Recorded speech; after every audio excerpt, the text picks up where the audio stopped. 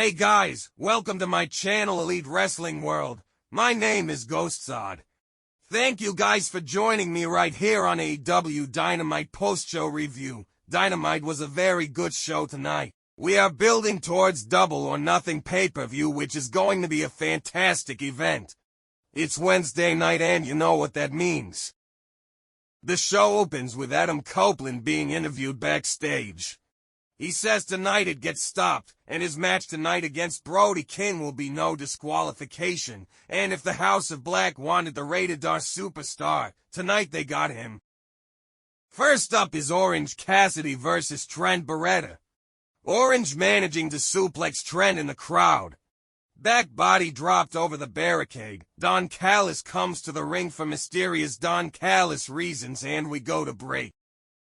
Back from break, trading forearms in the middle of the ring, throat thrust from Beretta, drawing Cassidy up, Trent takes control, pile driver, no intention of making a cover, referee Paul Turner checks on Orange and tells Beretta to finish it. Trent to the corner, charging in Busaikuni, and he follows by taking a turnbuckle pad off. Turner admonishes him and puts it back. Orange Cassidy wins by pinfall by taking advantage of an exposed turnbuckle. Post-match, Trent attacks Orange some more on the floor, pile driver on the stairs. Orange recovers and gets a chair. Don Callis backs him off while Chris Statlander tries to talk sense into Trent. We get a video package recapping Kenny Omega's return from last week, and a chaser of scapegoat Jack Perry cutting a promo on him after the show and calling him a coward and saying the Elite and AEW don't need him anymore, and so we go to break. Back from break, Kenny Omega cuts a promo from a hospital bed and books Anarchy in the arena at Double or Nothing, the Elite of the Young Bucks, Okada, and Jack Perry against Team AEW of FTR, and to men who will reveal themselves sooner than you expect, perhaps even tonight. Toni interviews Serena Deeb on the stage. She talks about how important wrestling for the title is and how much she respects Toni Storm and why she can't afford to lose at Double or Nothing, which is that she was on the shelf for 15 months. Toni Storm rolls up and says she expected to hear from her challenger and not from a charity case. They go face to face. Toni tries to pull her in for an attack, and Deeb cold clocks her. Rocky Romero checks on Orange Cassidy in the trainer's room and says if he beats Jay White, the two of them and a partner can get a trios title match. He pitches Tomohiro Ishii and Shibata as partners before saying maybe they can even mend the fences and team with Trent again. But that gets Orange to pull the glasses down and give him a hard no and say they'll figure something out. Next up is Harley Cameron versus Mariah May. Cameron in control early, seated senton. May turns her around, big double chop in the corner, whip across, charging forearm connects.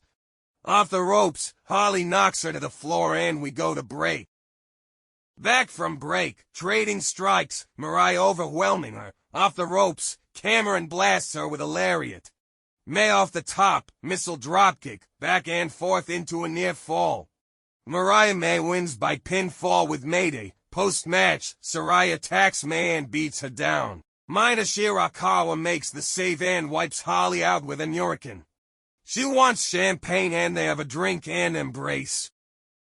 PAC is interviewed backstage. He says at this moment he's not concerned with Death Triangle, and Bullet Club Gold come walking by and Switchblade says Death Triangle is dead and Pac needs to be concerned about what's next for him after losing to Okada. White says he's beaten the Rainmaker and maybe he should go after him to add more gold to the Bang Bang Gang's hoard, but first he has to fight Rocky Romero to teach Pac a thing or two about winning.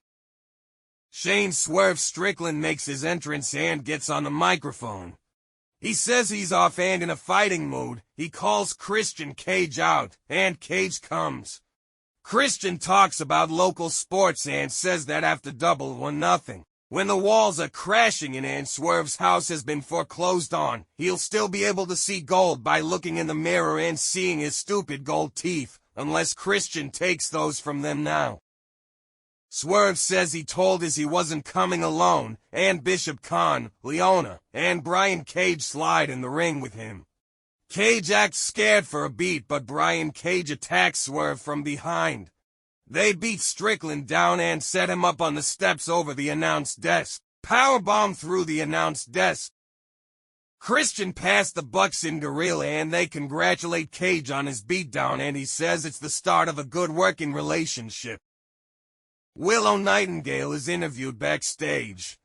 Physically she's not going great, but emotionally and spiritually you can't wipe the smile off her face, and of course she's ready for Double or Nothing. But the real question is Mercedes ready for her? Because she's been on the shelf for a year while Willow has gotten accolade after accolade, and in a wrestling match, she's going to win. Next up is Switchblade Jay White versus Rocky Romero. White in control early and we go to break. Back from break, Romero with a boot up, DDT out of the ropes, getting fired up, charging in, White with a boot up, victory roll pin, Jay kicks out, jumping knee, hard right, Shiranui countered, Blade Runner blocked, backslide. So close, Jay White wins by pinfall with Blade Runner. Post-match, Bang Bang Gang beat Rocky down and Pac comes down, Bullet Club run away. We get a Samoa Joe training montage about the way a warrior is driven by the fear of an opponent he can't surmount, but he isn't the warrior that fears, he is the warrior that these men fear in the first place. Next up is the Learning Tree, Big Bill and Chris Jericho. Jabari and Jericho to start, cool fake out hip toss into a drop toe hold from the local and Chris tags out. Mo bravely leads with a chop, but Big Bill cuts him off and the match starts to go like you'd expect. The Learning Tree win by pinfall with a chokeslam from Big Bill. Post-match, Jericho cuts a promo and makes some kind of mistake the locals get upset about, and he apologizes again before saying he'd be on Dynamite 2 hours straight if he could. He talks about how we haven't seen Hook since he essentially hit himself in the face with a baseball bat, but he should take as long as he likes to consider the lessons taught him by the Learning Tree. Tony slides into the ring to inform us that Hook will be back next Wednesday on Dynamite. Jericho says we'll all celebrate together, and we go to break. It's main event time on Dynamite. Adam Copeland versus Brody King, AEW TNT Championship no disqualification match. Collar and elbow, King with a side headlock, Copeland slips away, charging in, caught with a kick from the apron, and we go to break. Back from break, Brody with a freight train crossbody on the floor, but Copeland rolls out of the way and he crashes into the barricade. Chairs in play, walloping King, fighting to the apron, Adam clawing his face, front kick, impaler on the apron into a chair. Brody busted open, Copeland stomps a crossbar out of a chair and wedges it in the corner after. King cuts him off to a lariat, pouring blood from his forehead, and we go to break. Back from break, out of the corner, trading boots, both men down and out. Trading elbows on their knees and to their feet, King drops him and follows it with a cannonball. Up for the power bomb, Copeland slips out. On the apron, Adam with a Death Valley driver. Spear through the ropes and through a table follows, back in the ring. Adam Copeland wins by pinfall with a spear, retaining the AEW TNT Championship. Post-match, Brody attacks Copeland and Kyle O'Reilly makes the save. Mercedes is interviewed backstage.